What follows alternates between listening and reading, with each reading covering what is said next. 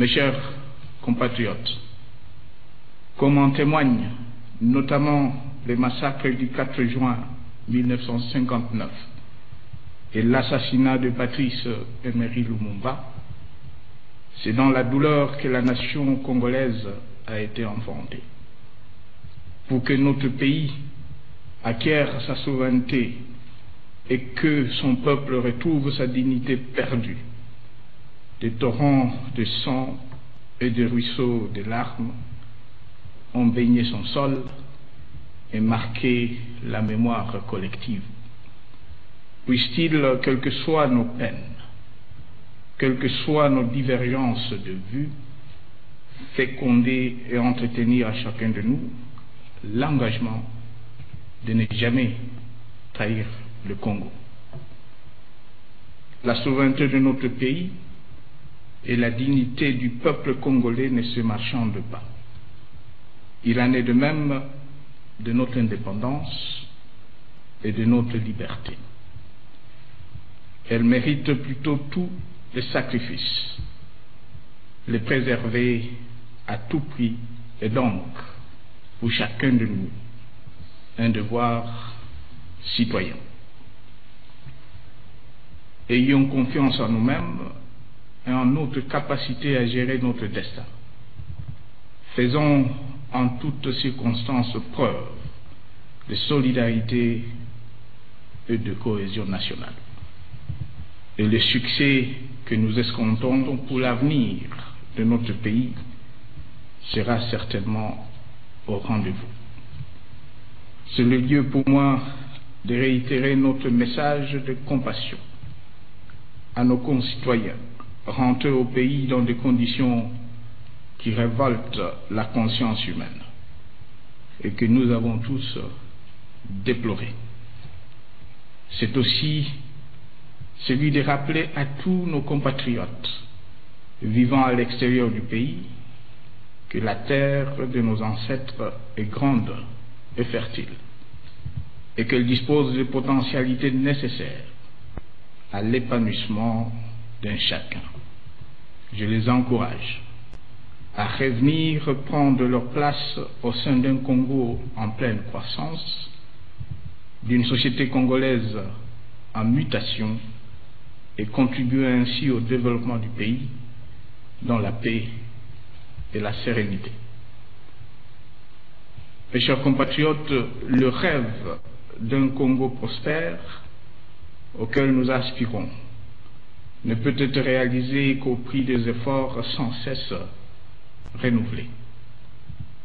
Il y a peu ont eu lieu les concertations nationales, où nous avons pris à nouveau conscience de la primauté de l'intérêt général et convenu, en conséquence, des mesures appropriées pour travailler à l'unisson à l'œuvre de reconstruction nationale. Je réaffirme mon engagement d'accélérer la mise en œuvre des recommandations de ces assises, de façon méthodique, mais en évitant toute précipitation. J'exhorte par ailleurs chacun de nous, acteurs politiques, opérateurs économiques, de la société civile et autres organisations de masse, à travailler au rassemblement du peuple congolais autour de notre volonté commune de raffermir le lien national, d'assurer la défense et la sécurité du territoire national, de consolider la paix et la stabilité, de mieux encadrer notre jeunesse et de promouvoir une économie nationale forte et génératrice de dividendes pour le plus grand nombre.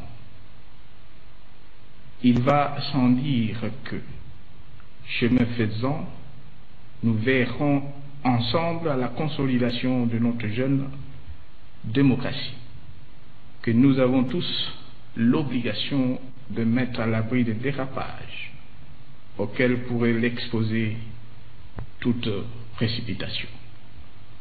Je demande donc à notre peuple de ne pas céder au chantage et d'appuyer toutes les institutions de la République, notamment la Commission électorale nationale indépendante, qui a reçu la mission d'organiser les élections dans un climat apaisé.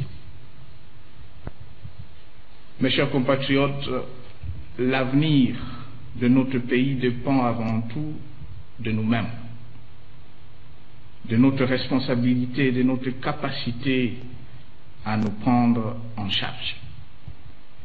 Il est plus que temps que nous sachions donner à notre pays le meilleur de nous-mêmes et de ne toujours pas attendre qu'il fasse tout pour nous à notre place. Consolider l'état de droit, mais aussi faire de la société congolaise une société de devoirs, et donc le défi que nous sommes appelés à relever. C'est aussi le sens de la nouvelle citoyenneté à laquelle nous sommes interpellés. Le défi, nous les avons toujours relevés, et avec succès. Parce que depuis une quinzaine d'années, notre pays est passé par le moment difficile que nous avons courageusement surmonté. Quand l'unité nationale et l'intégrité territoriale ont été mises en mal, nous avons su, en nous mettant ensemble, réaliser la réunification du territoire national. Face à l'insécurité récurrente qui, pendant plusieurs années, a miné certaines parties de notre pays, nos forces armées et de sécurité ont remporté une victoire éclatante sur l'ennemi et rétabli l'ordre et la sécurité sur l'ensemble du territoire national. Pour mettre fin aux incertitudes sur le plan politique, nous avons organisé et tenu les élections successivement en 2006 et 2011, consolidant ainsi notre jeune démocratie. Grâce aux efforts et aux nombreux sacrifices consentis par nous tous, le désordre que connaissait depuis belle lurette notre économie, avec une inflation à 3 chiffres et une dépréciation continuelle de notre monnaie nationale, ne sont plus que de vieux souvenirs. Ces différents défis relevés constituent des acquis. Ils doivent nous conforter dans nos efforts en cours à poursuivre la reconstruction nationale par les grands travaux, l'amélioration des conditions de vie sociale, la réforme de l'administration publique, le redressement de notre appareil judiciaire, ainsi que l'assainissement de nos finances publiques. Pour ma part, je m'engage à continuer à œuvrer inlassablement pour l'émergence de la République démocratique du Congo.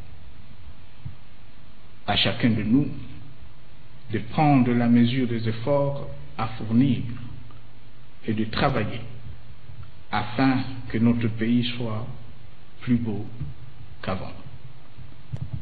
Bonne fête de l'indépendance à tous. Que Dieu bénisse notre pays. Je vous remercie.